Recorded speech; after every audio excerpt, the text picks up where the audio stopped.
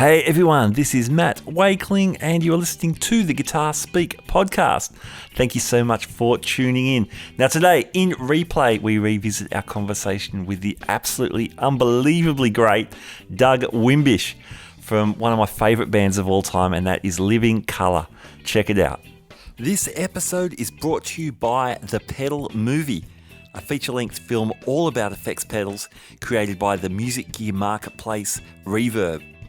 I am super excited about this film. The Pedal Movie features nearly 100 interviews with people like Steve Vai, Peter Frampton, Jay Mascis, Billy Corgan, and more, including some of our Guitar Speak podcast alumni like Dweezil Zappa, Sarah Lipstate, Johnny Barmer, and Brian Wampler. Reverb's The Pedal Movie is available now on iTunes, Google Play, and Vudu. For more information, visit www.thepedalmovie.com. Today's episode is also brought to you by Fretboard Biology, the comprehensive online guitar course put together by Joe Elliott. Now, Joe is not only a fantastic guitar player, he draws on his years of experience as the ex-head of guitar at the Guitar Institute of Technology and also at the McNally Smith Music College. Here's a few words from Joe about the course. If you're tired of wading through hundreds of random guitar videos and just want to become a better player, Fretboard Biology is your answer. Fretboard Biology is a self-paced, college-level program that'll give you the right instruction, in the right amounts, and in the right order.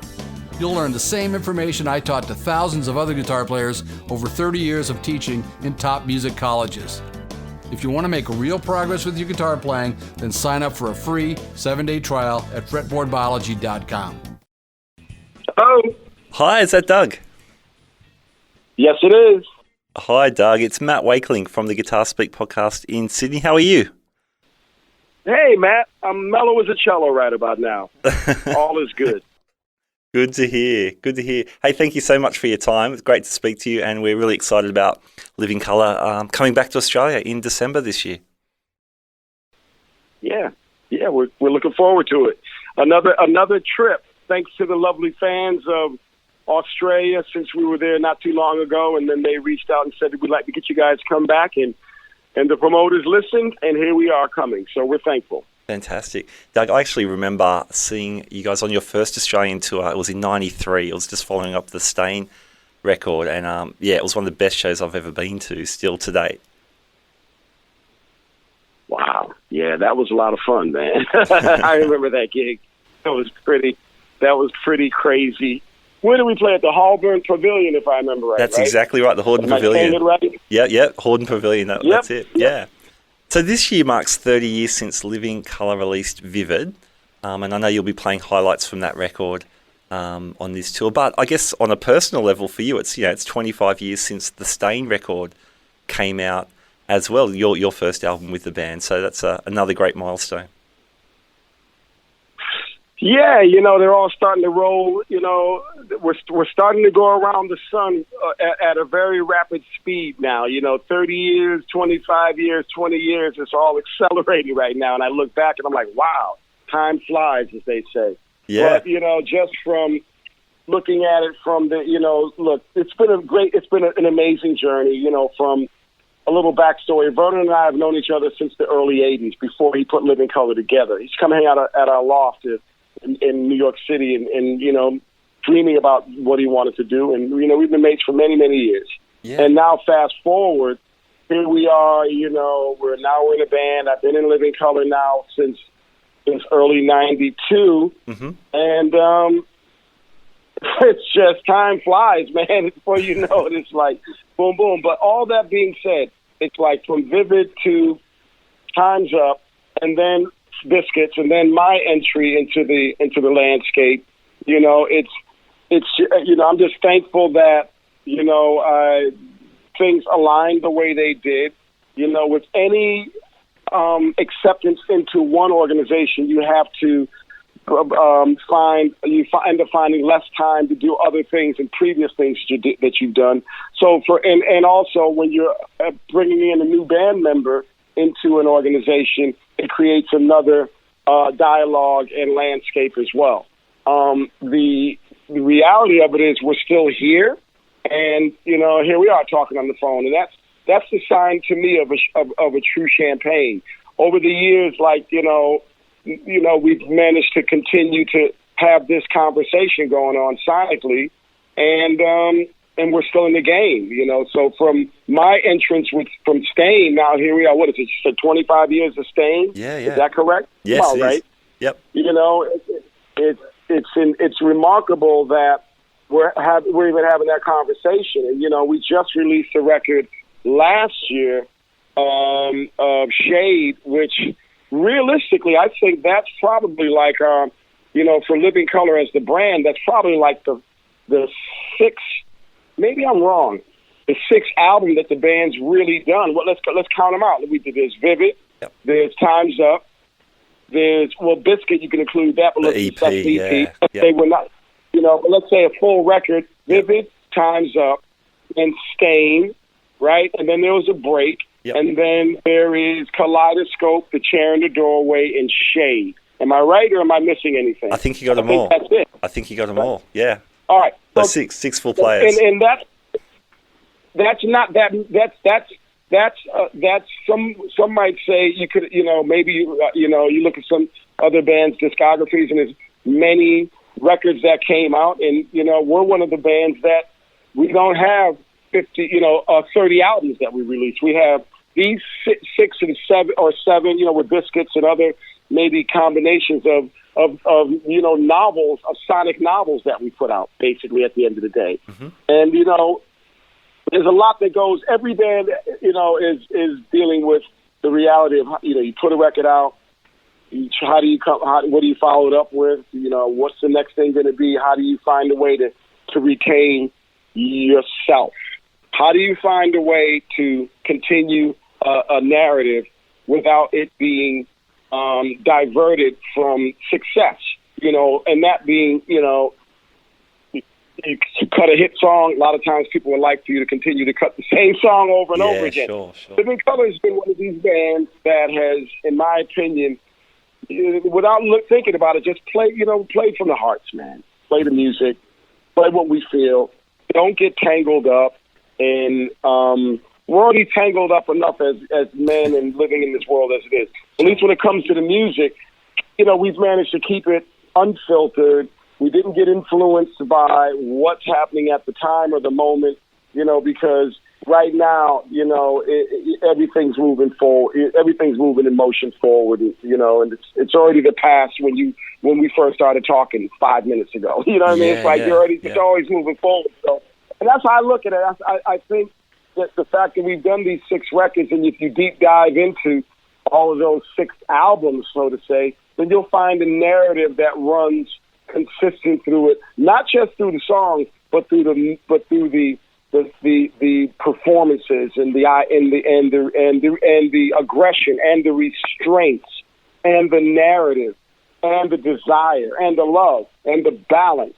And all of these things go into trying to make a record. You know what I mean? Just trying to find that sonic lane as a player, you know, and you know, wrestling it out, you know, what's gonna happen and, you know, what's not going to happen, and surrendering to what is best for what's going on. That's what making records are all about, and that's what being in a band is all about. And those 6 records that we've done so far, you know, that I may say, you know, from Vivid on, they're great records in my opinion. And it's been something that people, there's a group of folks that love Living Color, and their energy is what helps keep us going right now. Like folks like yourself, the Australian pop, you know, fans, great fans. You know, we can't do it without the fans. If it wasn't for the fans, we'd be probably at, you know, I'd probably be back in London watching reruns of Neighbours on TV. Who the hell knows what's going on? But it's the fans that keep you. It's the fan. It's the community that keeps you kind of like, that keeps you going. You know what? This is the reason why I wake up every day and I walk over to my bass and pick it up, because it's not going to walk over to me. Or I wake up, I look at the bass in the corner, and I hit the remote control, and I start going into, you know, whatever. So no, man, it's the music that is more powerful than anything. And what we've done is, we're not the architects, we're recipients. There's a lot of bands that we're influenced by, So from Vivid, and then from my entry to Stain to where we are right now, it's been a great journey. And I think I fall into the landscape as a fan and also as a bandmate. And that's how I look at what's been happening. It's been a great journey. I hope you are enjoying today's interview. Now, this podcast is brought to you by The Pedal Movie, a feature-length film all about effects pedals created by the music gear marketplace Reverb. Now, you know we love guitar pedals here on the Guitar Speak podcast, and we're super excited on the release of this film. The Pedal Movie explores how effects pedals and their builders have shaped modern music and guitar playing over time, from the fuzz pedal experiments of the Rolling Stones and Jimi Hendrix through the shoegaze and indie rock of the 90s and up to the modern day use of effects. Reverb also speaks with builders and leaders from more than 50 pedal brands to answer the big question, how did guitar pedals get so big? Reverb's The Pedal Movie is available now on iTunes, Google Play and Vudu. For more info, check out thepedalmovie.com. Today's episode is also brought to you by Fretboard Biology, the comprehensive online guitar course put together by master guitar teacher Joe Elliott. Now, I was a beta tester for the course, and as a music educator myself, I was very impressed by the logical layout and format of the course. Heavyweight guitarists such as Brett Garsed and Greg Koch have also endorsed the program, so check it out at www.fretboardbiology.com. Okay, back to our interview.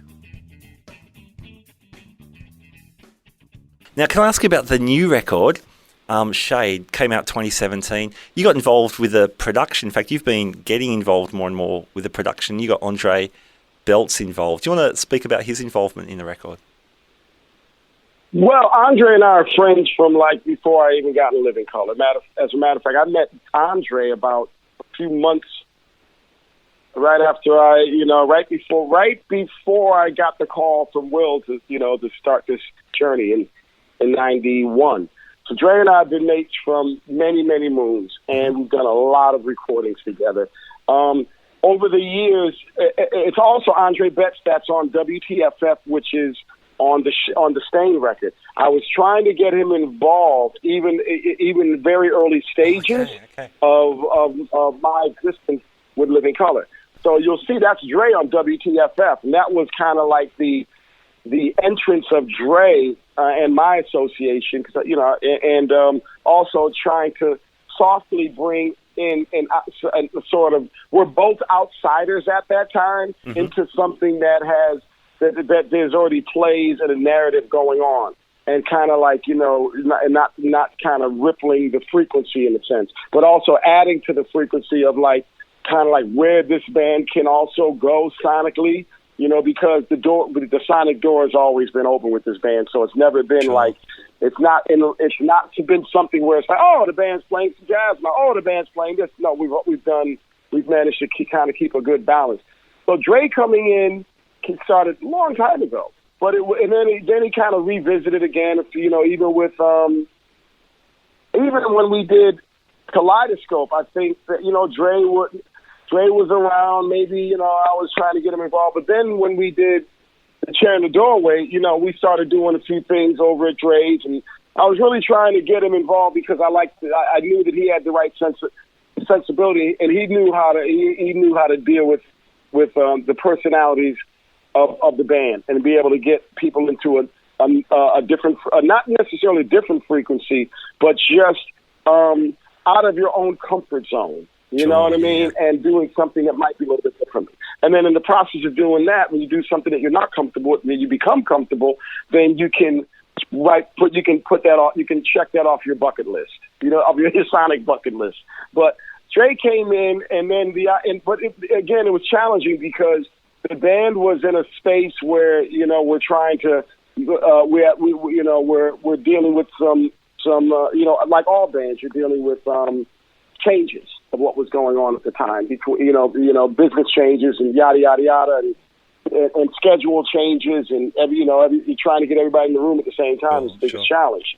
But that being said, Dre was we were able to get together and just try to map out a way to get the ball rolling, and it worked out great. A lot of a lot of the things we did in Shade were done right at the line of scrimmage. So it wasn't a situation where it's like, bring in your songs, we're going to go through some stuff. No, it was like, run a click. All right, Vernon, what you got? Play a riff. All right, Doug, what are you doing? Okay, Will's not here right now. Put a drum machine on. Let's start to do some things and make some stuff happen. So if I look back at how certain songs were created, you know, a song like Come On, for example, was just click. And, you know, I was playing through my bass through I got to go through a slicer pedal. I got to sync up to Pro Tools. So you press play, and I have a slicer pedal that can put pulses out. So I started playing some stuff. The producer heard it. He was like, that's dope.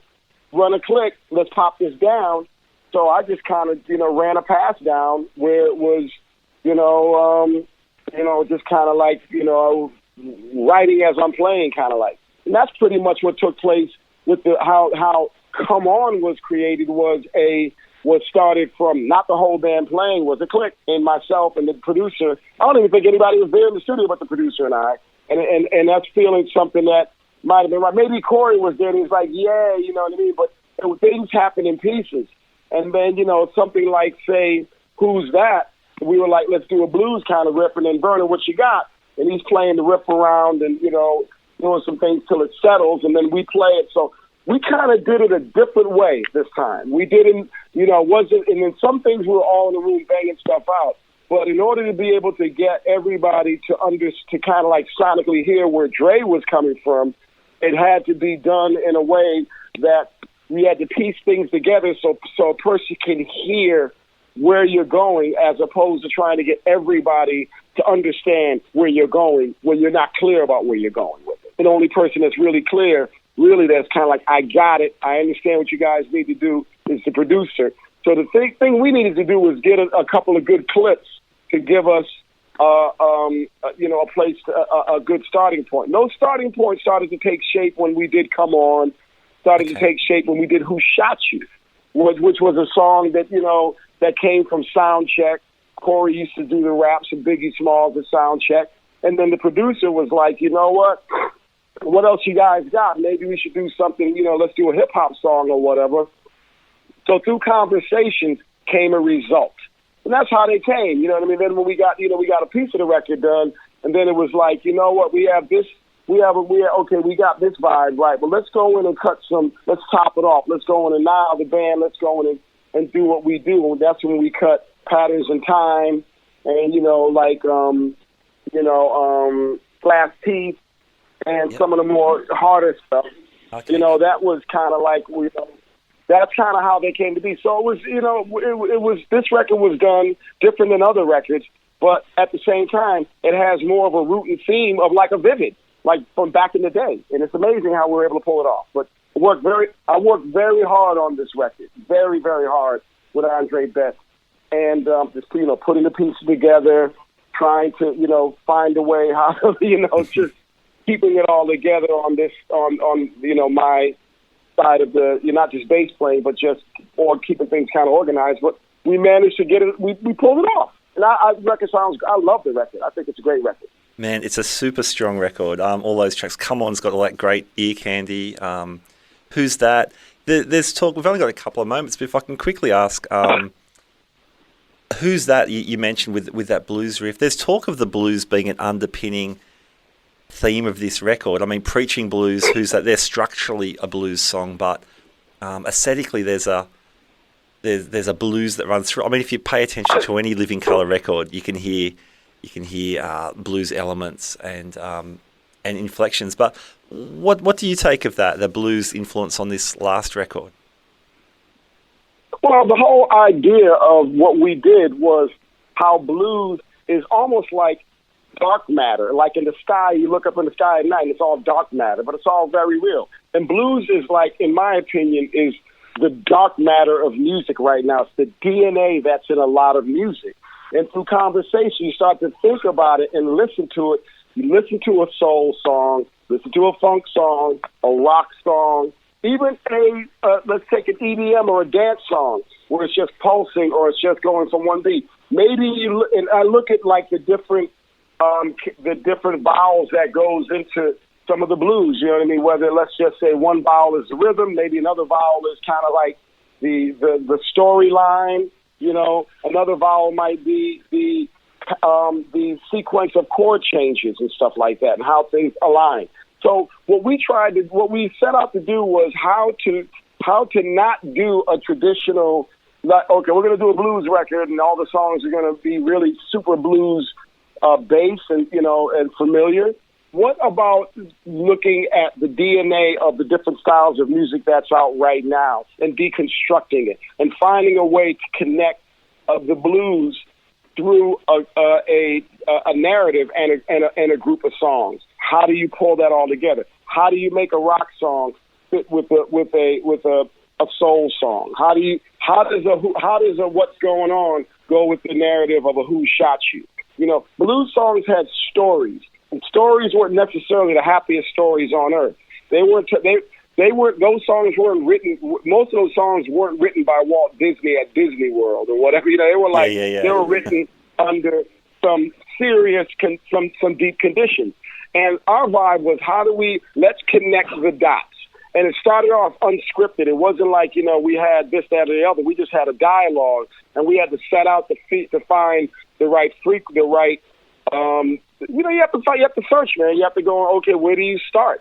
And then the starting point came from like, okay, there's a lot of different styles that's going on. There's dubstep and trap and all these different things that were going on. And, some things might be new to people here right now, but man, that stuff has been out in England for years. How do you make the connection? How do you find blues and those kind of songs and elements? And how do you use those components to make stuff kind of work? And that's what we did. We said let's connect rock, funk, soul, and to some blues, hip hop, R&B, metal, punk, just songs with just that's just narratives, just spoken word and stuff. How do we put that into how do we start a narrative, and how can we find a way how we can start a narrative, but how do we get to a point where we can get a result by having some sonics that represent what we're trying to do? And we pulled it off. I mean, it's like you can hear from the time you put the record on to the time it ends. It's like a story. You can hear the narrative. You can hear, in a sense, the story. It's a sonic lesson of connecting the DNA of music. And that's really all it is. And we didn't set out to wave a flag, but I'll tell you, I worked my ass off, Andre and the band, to get to that. It took a while. It took some, time, but chopping files up, moving this around, a lot of post production. So I don't mind saying it now, so that it can hit the universe. But it's not an I thing; it's a we thing. We all did what we had to do. But Andre Betts is genius. He's an old friend and a great person. He is very patient, and it was the combination of people that we had that was a push-pull, and it took a while because of this energy going back and forth between traditional living color and going into something that everybody's not familiar with. And well, not everybody, but let's just say, what's going to be best for what we're trying to do right now. Do we keep going back and making remix versions or another version of Cult of Personality, or do we try to push the envelope and go and move and go further down the field into the land of the unknown? And I choose that. I don't want to look in the rearview mirror. I'd rather look straight out the mirror and go forward. And then I don't mind hearing things and having a conversation about what was going on. But I'm about, look, keep moving, keep pushing, keep going straight ahead. And if you can find a way how to do things that you're not comfortable with, and you can listen, then you can get some great results. But if you're stubborn, if you stay stuck into this kind of certain world, then you can find yourself very happy at one point and very disappointed at another. And that's just ego. But what we did was we managed to find a way how to let the egos run free for a while, and then put it into a blender, and then at that point get some sort of order in place to try to find a way how to put this project that became a record together. It was not easy, but it took time, We took our time, and we didn't panic, and we came up with a great record. So I'm very proud of Vernon, Will, Corey, and I, and the whole team. But mainly Andre Betts, gold star on the forehead. We could not have made this record without him. No way. Awesome, man. Well, yeah. Well, congratulations. It's a killer record, and looking forward to hearing some tracks from that on the upcoming tour, and of course, the highlights from Vivid and the whole back catalogue. So, man, I know you've got other press to do, so I need to let you go. But Doug, thank you so much for your time. It's been awesome to You're welcome. Meet you and have a chat. And we'll see you in December. All right, brother. Take care, man. Thank you. Thanks, Doug. See you, man. All right, there you go. Hope you enjoyed today's conversation. Now, this podcast was brought to you by The Pedal Movie, the feature-length film all about effects pedals, created by Reverb. Reverb's The Pedal Movie is available now on iTunes, Google Play, and Vudu. For more information, visit thepedalmovie.com. The show was also brought to you by Fretboard Biology, the comprehensive online guitar course put together by ex-head of guitar at GIT, Joe Elliott. Check out fretboardbiology.com for more information. Alrighty then, you have been listening to the Guitar Speak podcast. My name is Matt Wakeling, and as the legendary German rocker Michael Schenker once told me, keep rocking, keep on rocking. Keep on rocking indeed. Thanks for tuning in. I'll catch you next time. Bye now.